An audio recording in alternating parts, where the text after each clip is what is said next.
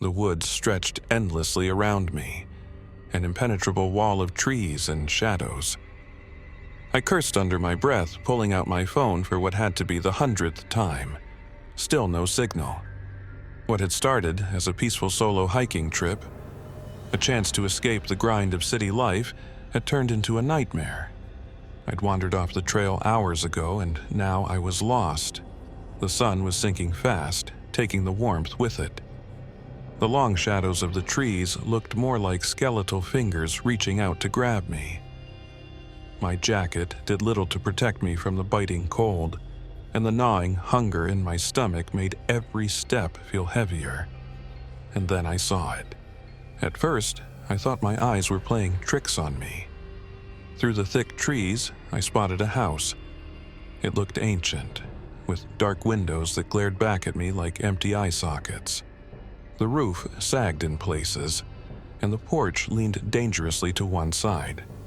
Everything about it screamed, "Don't go in," but I was desperate.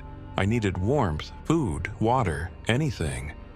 Maybe someone lived there, or maybe it would at least offer shelter for the night. I hesitated at the edge of the clearing, my instincts screaming at me to turn back. Something about the house felt wrong, like it didn't belong here, like the forest itself was trying to bury it. But the cold and exhaustion won out.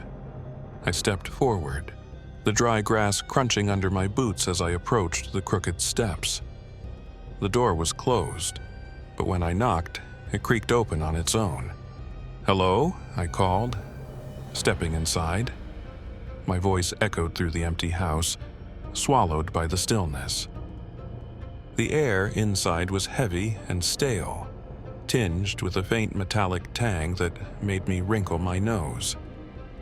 The interior was straight out of a time capsule. Peeling wallpaper, dust-covered furniture, and cobwebs draped over every corner.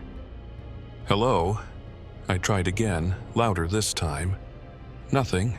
I wandered into the living room, my eyes catching on something on the mantelpiece.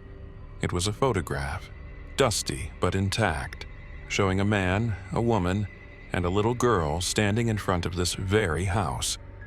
They looked happy, but there was something unnerving about their smiles, like they didn't quite reach their eyes. The kitchen was my next stop. I managed to scrounge up a rusty knife and a few ancient cans of food, better than nothing. As I was rummaging, I heard it, a faint creak from upstairs. I froze, my pulse quickened. "Is someone there?" I called. No answer. I told myself it was probably the wind or the house settling, but curiosity, or stupidity, got the better of me. I crept up the stairs, each step groaning under my weight. The hallway at the top was long, lined with closed doors. One door at the end of the hall was slightly ajar, and faint light flickered inside. My legs felt like lead as I approached, every instinct screaming at me to turn around. The room was a child's bedroom. Faded drawings of stars and moons covered the walls, and a small bed sat neatly tucked beneath the window. On the nightstand was a diary. I hesitated, then opened it. The pages were brittle, written in a shaky, childish hand. "Daddy says we have to stay here now. I miss my friends. Mommy cries a lot when she thinks I'm not looking. Daddy says we're safe, but I don't like it here. There's something in the woods. I see it at night outside my window. Daddy went into the woods to stop it. He hasn't come back." I swallowed hard, my throat dry. The final entry chilled me to the core. It's inside the house.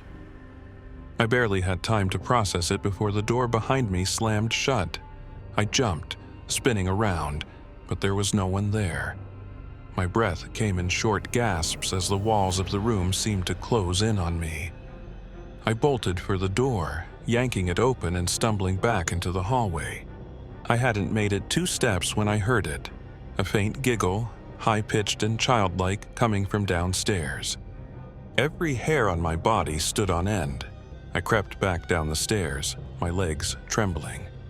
The living room was empty, but something on the mantelpiece caught my eye. The photograph was gone. In its place was a mirror.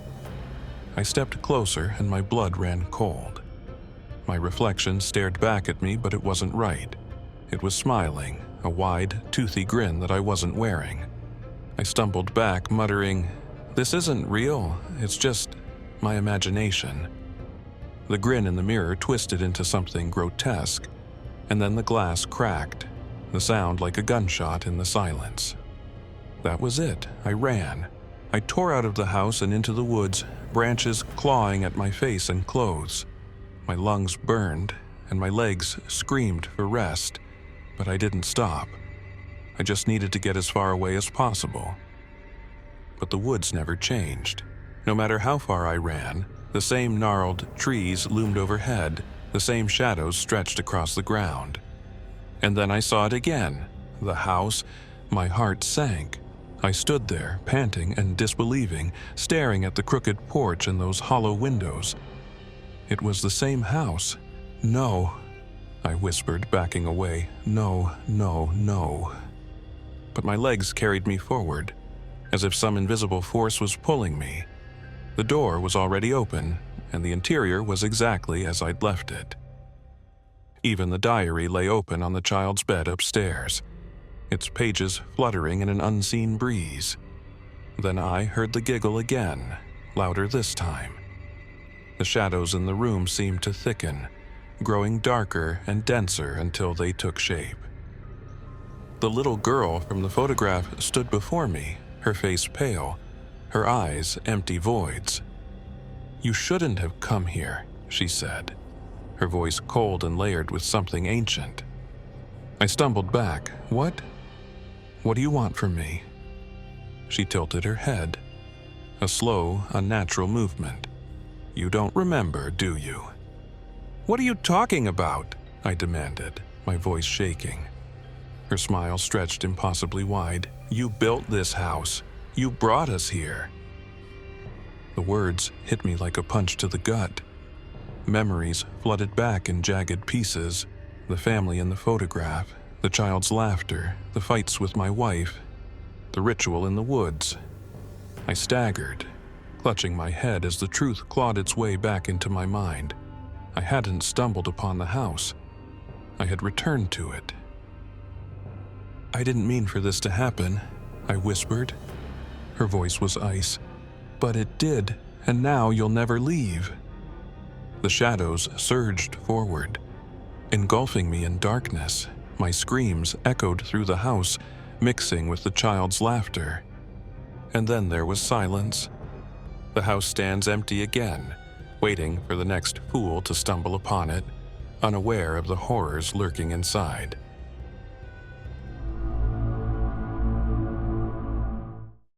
Camping in the woods had been Ethan's idea.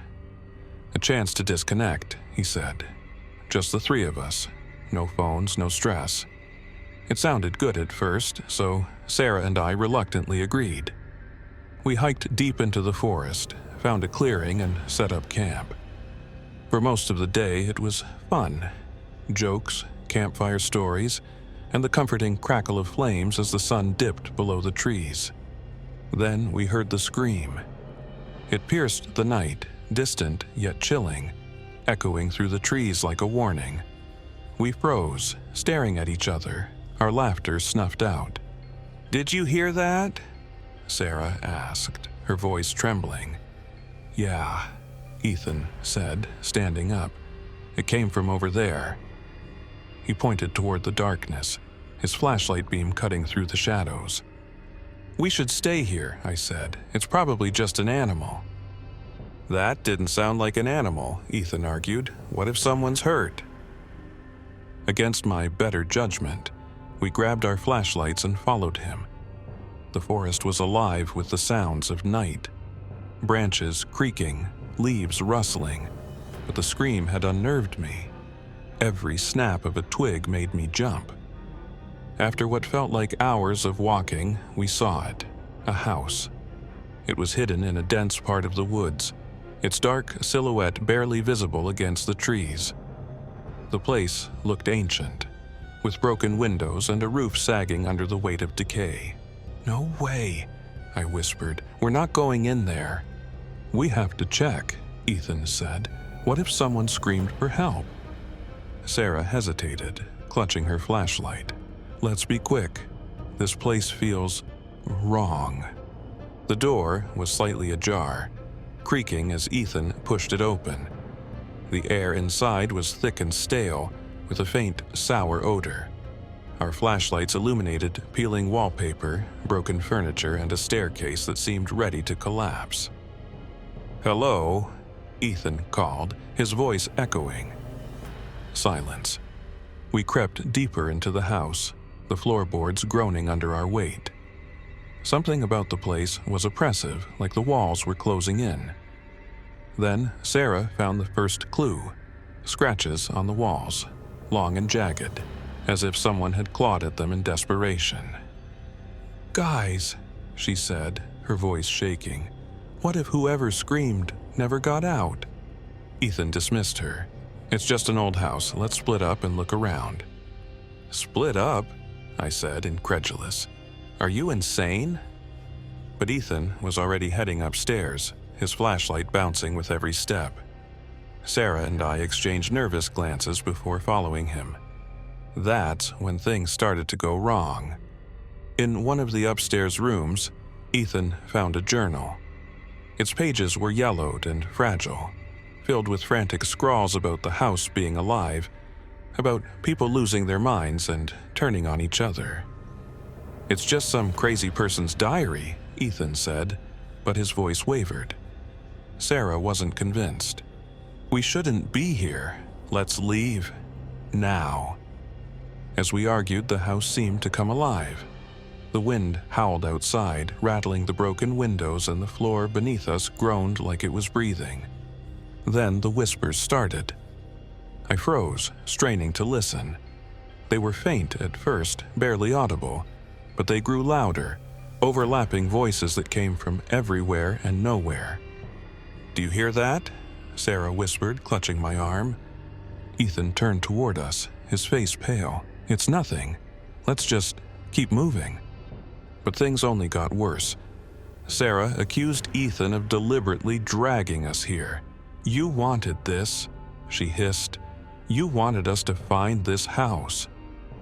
"What are you talking about?" Ethan snapped. "You're losing it." "You're lying," she shouted. "You knew about this place."